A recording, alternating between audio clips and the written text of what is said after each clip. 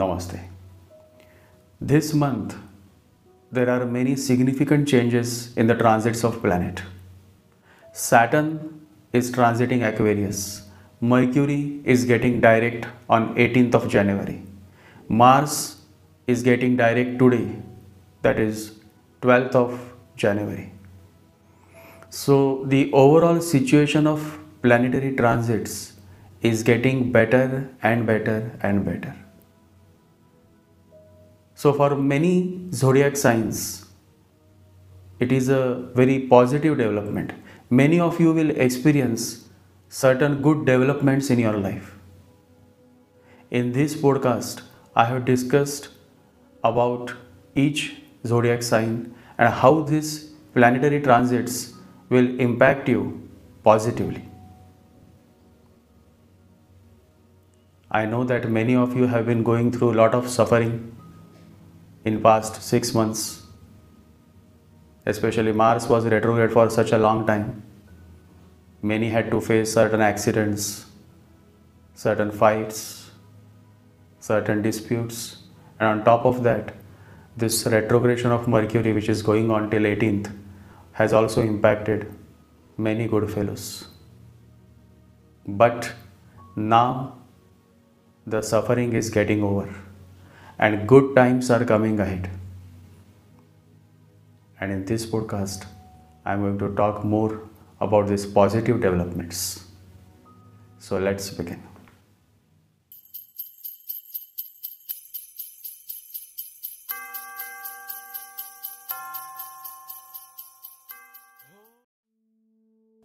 "2023 is indeed a significant year, considering that major planets are shifting to new zodiac signs, and that includes Rahu and Ketu as well. Starting from January 18, things will start getting back to normalcy. Mars and Mercury both will be in direct position from January 18th. In fact, Mars is getting direct on January 12th itself. And exactly around 18th January, that is on January 17th, Lord Saturn is also shifting his base to a new zodiac sign. In fact, it is his most favorite zodiac sign, and the name of the sign is Aquarius. Aquarius is the most favorite sign of Lord Saturn. In Jyotish, Aquarius is addressed as the Mool Trikon Rashi of Lord Saturn. Mool Trikon means the most significant sign of the triangle. Mool Trikon. Mool means significant, Trikon means triangle. And so when Saturn is in Aquarius, the human world experiences many positive changes, and that includes you as well. If your moon sign is Aquarius, or if you are born with Aquarius ascendant, then there is absolutely no need to fear, since Saturn is soft on those born with moon in Aquarius or ascendant in Aquarius. However, if your karma is of poor quality, if you continue to harass others by commenting offensively or by physically abusing others, then Lord Saturn will definitely take you at task, because Saturn cannot tolerate cheap, abusive, corrupt people. However, in general, when I talk about my close followers whom I believe to be good fellows, evolving souls, because otherwise they would not have followed me. They would not have resonated with my sharing. So for positive, good heart fellows who are born with moon in Aquarius or ascendant in Aquarius, this transit of Saturn in Aquarius is going to be an eye-opener. And in the coming 30 months, you will definitely experience a major shift in your thought process. And the shift will be positive, There is no second thought to this. The good news for Sagittarius is that now Sagittarius is no more under Shani sarasati. So the new year 2023 is going to be a good start for you, considering that you have been going through a very rough patch from last 7.5 years. However, the good news is not just limited to Sagittarius.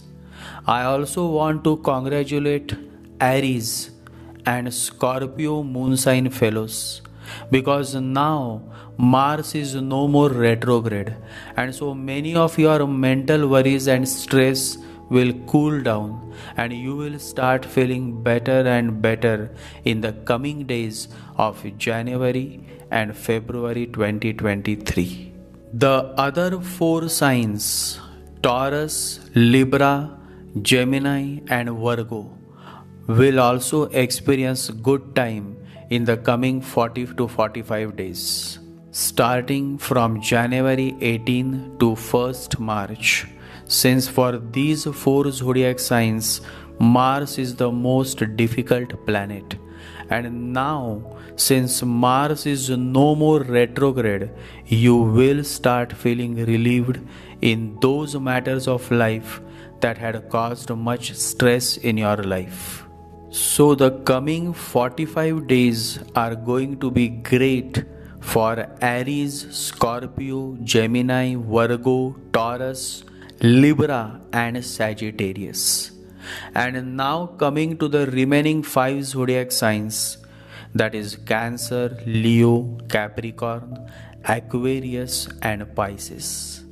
Cancer natives will find great relief in the matters of children and career. Leo natives will find issues regarding home, properties now settled for good. Long travels and matters regarding higher education will also be resolved, and natives of Leo will be back with a bang.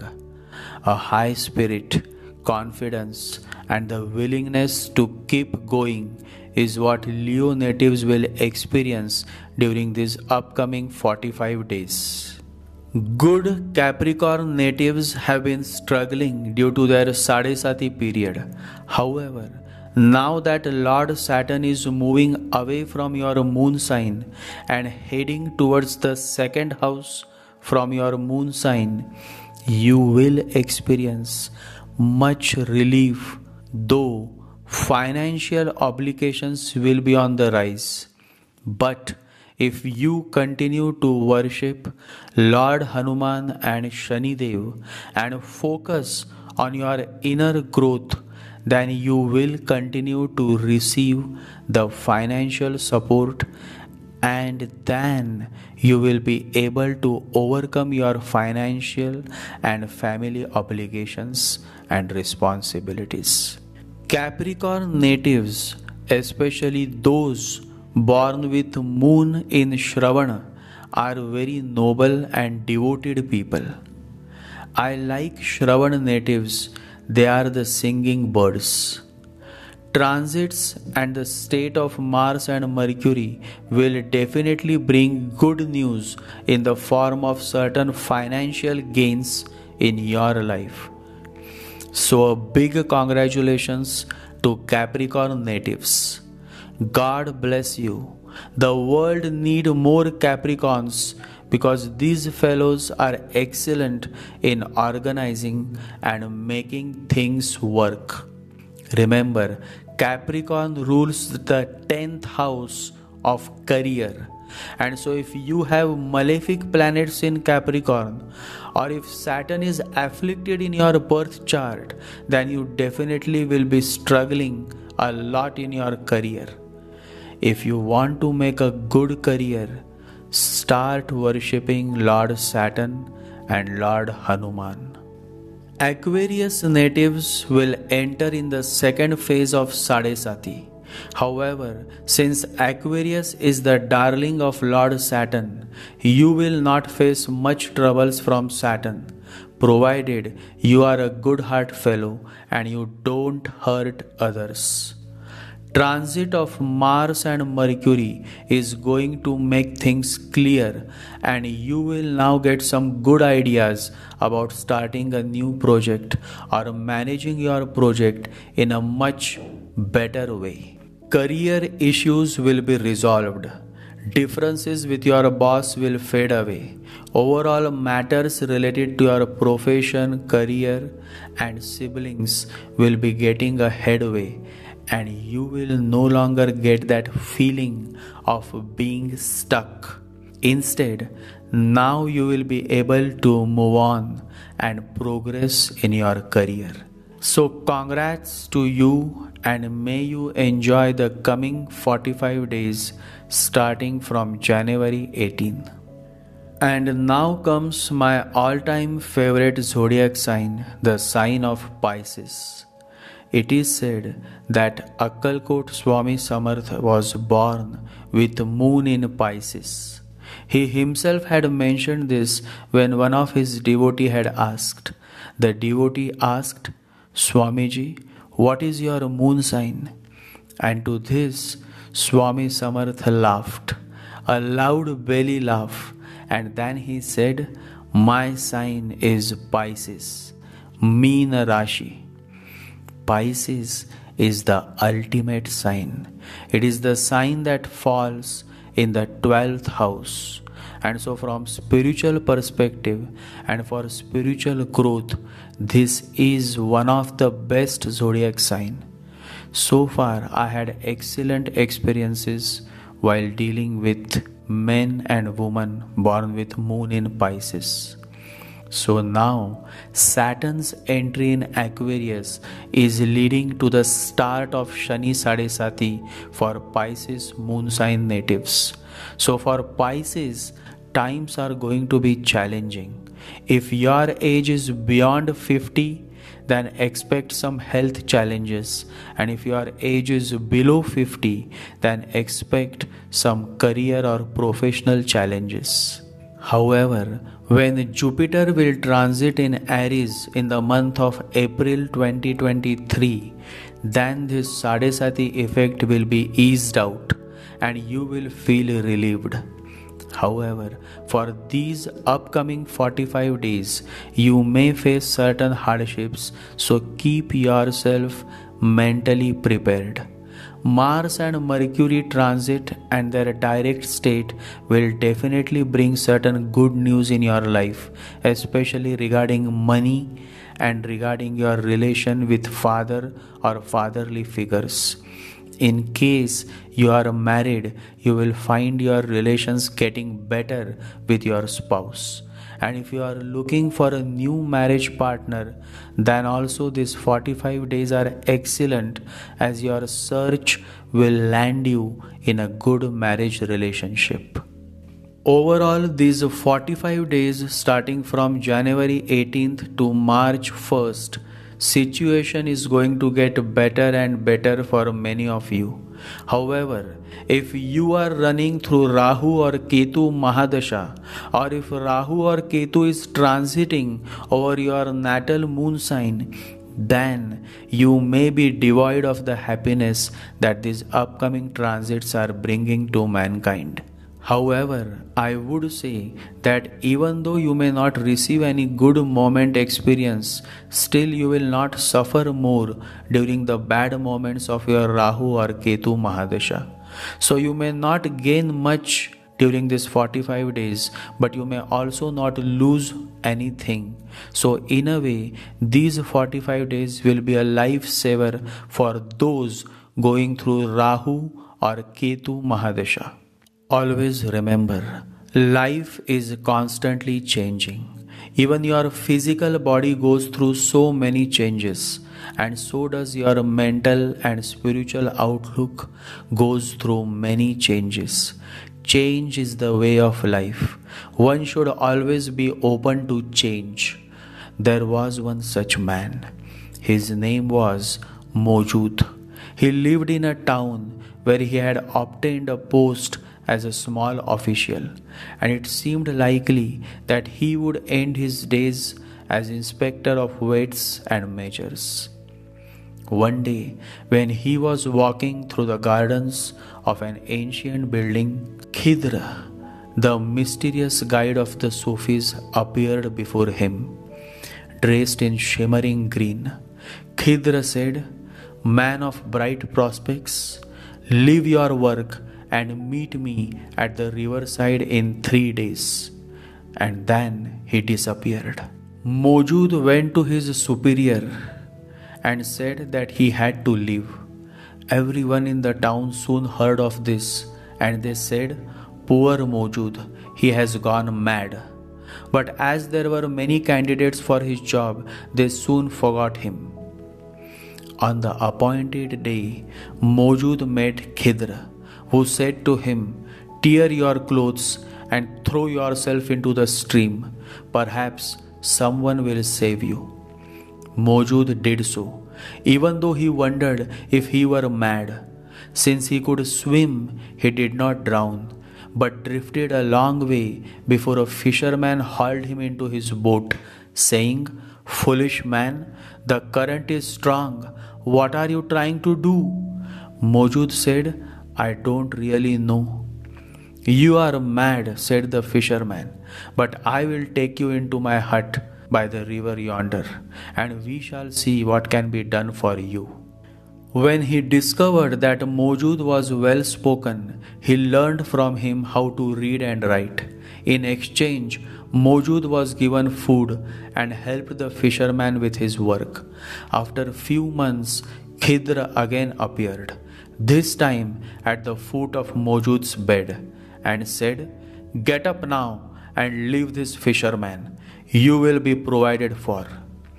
Mojud immediately quit the hut, dressed as a fisherman, and wandered about until he came to a highway.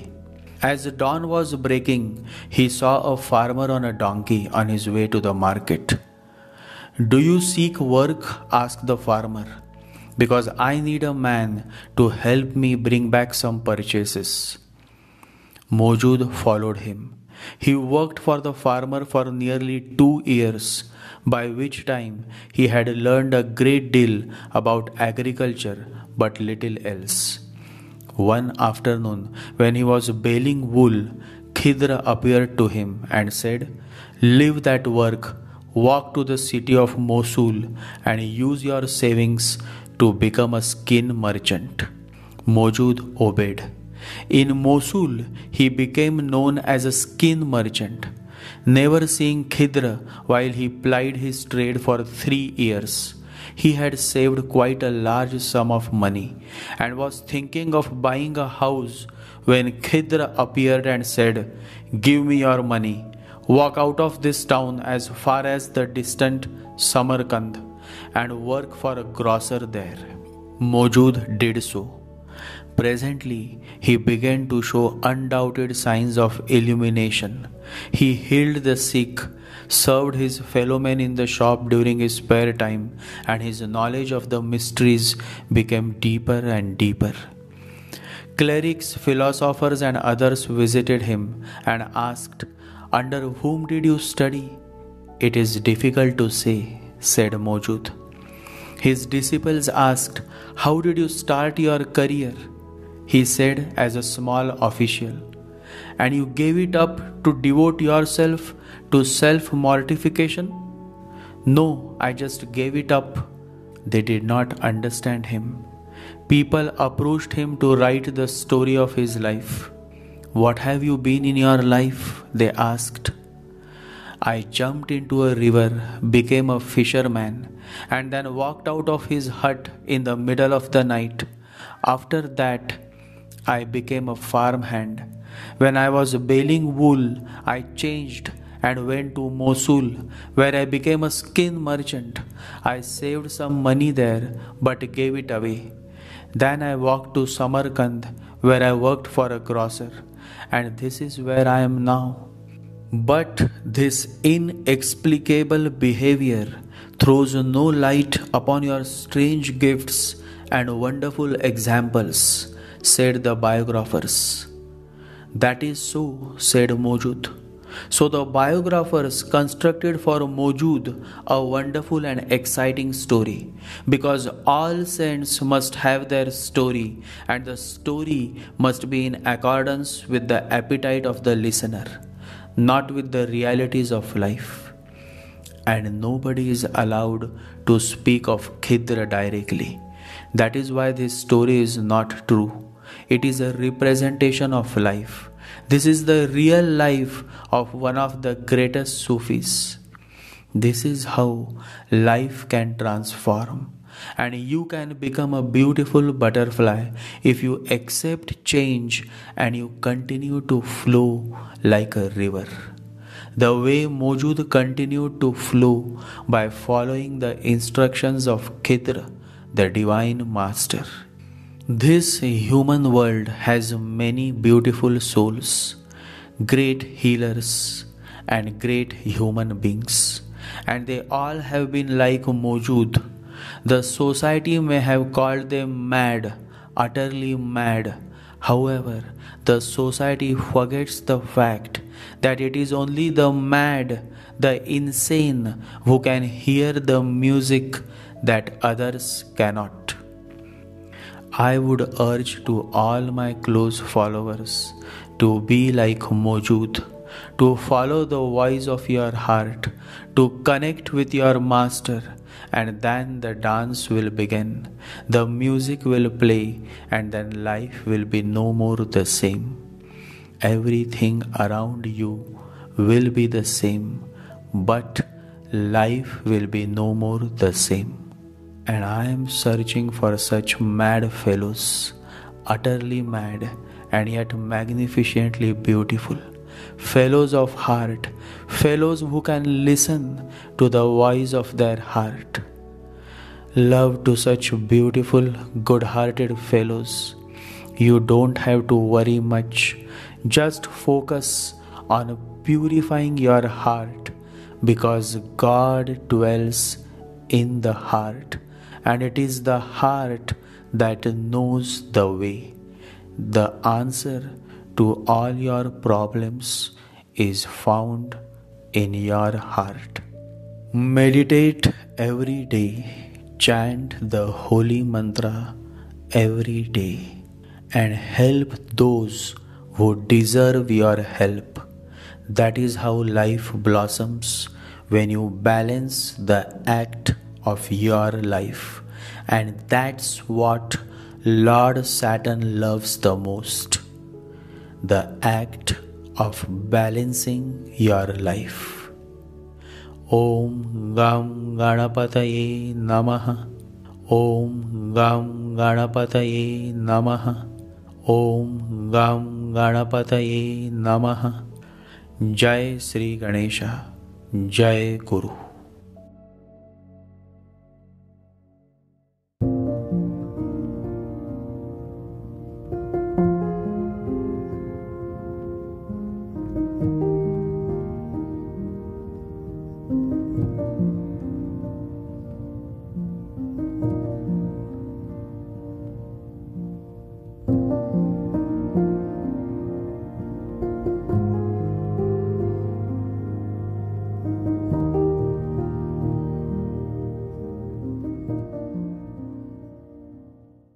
Om Gam Ganapataye Namaha. Om Gam Ganapataye Namaha. Om Gam Ganapataye Namaha.